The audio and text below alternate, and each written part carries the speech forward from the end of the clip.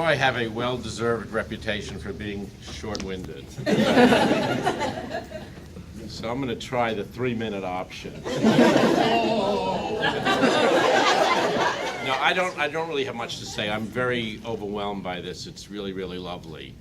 We've worked as a committed family for many years together, and most of you are going to continue to carry on that tradition. And it's going to be tough, right? But where people learn about the government that's meant to help them is right here.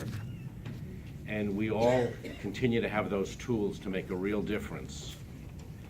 And I would suspect that things are going to get a little bit harder in the short term, because there'll be more efforts to discriminate and more efforts to capitalize on the kind of toughness that seems to pass for success in our society. And so there'll be many more opportunities to look deeply into complaints of discrimination, and everyone here has the tools to make a real difference. And we're going to continue to have, I think, wonderful leadership. And so I'm going to continue to look to Woody and the few other chroniclers of the excellent work that gets done here to see more and more successes that we have, to live up to the promise that is supposed to be offered to everyone who lives in this society. I take it seriously in part because my father was from Czechoslovakia and came, like so many other immigrants, believing strongly that the laws would be enforced. And I learned a lot from my parents, and I just want to share a little bit of that because I think we are all teachers to the next generation. On one occasion, during one summer, when I was lazier than I should have been, and my father was always reminding me how lazy I was, we had gone to the store and bought a pair of shoes, and we came back to the car, and it was hot, and I wanted to get away from my father, and he said we had to go back to the shoe store.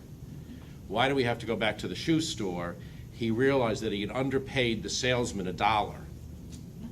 And he said to me, people get fired over things like that at the end of the day when there's a tally.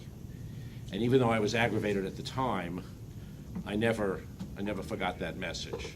And so I think especially now, since there's going to be turmoil, it's going to continue for some while, we're all in a situation where we can share simple values like that are core American values.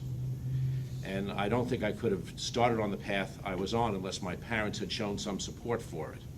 Looking back, they're a little bit impetuous in allowing me to run off and hitchhike with my friend and do things like that.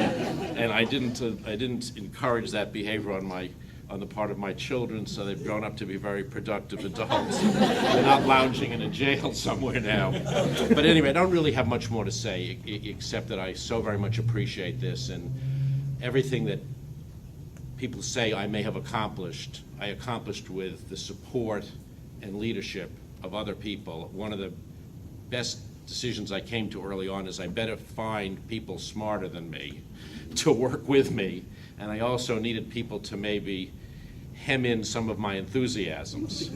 And so I don't think that Rayford and Marty and other leaders on the enforcement side are going to have to spend as much time arguing over first principles as they may have felt they had to with me, because I think I've been pretty successful in hiring really smart, dedicated, motivated folks. The one last thing I want to remind everyone of is just recently we went through a survey of employee opinions and attitudes, and almost everyone in our office filled this out. And almost everyone acknowledged that they realized the work that they were doing was amongst the most important work that the government does, and everyone was proud of doing that work. And no matter who the president might be, no one can stop you all from continuing that commitment to getting the job done, to looking at complaints fairly, and when there's a law violation, to aggressively remedy it. That's why we're here. We have the luxury of supporting our families, doing work which many other people would love to have the opportunity to do, and they don't get that opportunity. And I know that with Rayford's leadership, we're moving on up. Objectively speaking, the office is getting stronger and more productive, and when I look back on the work I do here, I know I'm going to see greater and greater victories. Now, I will try to creep into the office occasionally. But because the office is well managed, I know that by the end of the day on November 30th, I'll be passing in my identity card and my keys. Now, I may have taken an impression of one of the keys, but you would not be able to find it in the clutter of my house. But anyway, thank you for everything. I've loved every day here, and it's been a pleasure being able to, in some ways, support my family and still do this kind of work. And I also want to give a shout out to my wife of a certain number of years, who has reminded me that she married me for better or worse, but not for lunch.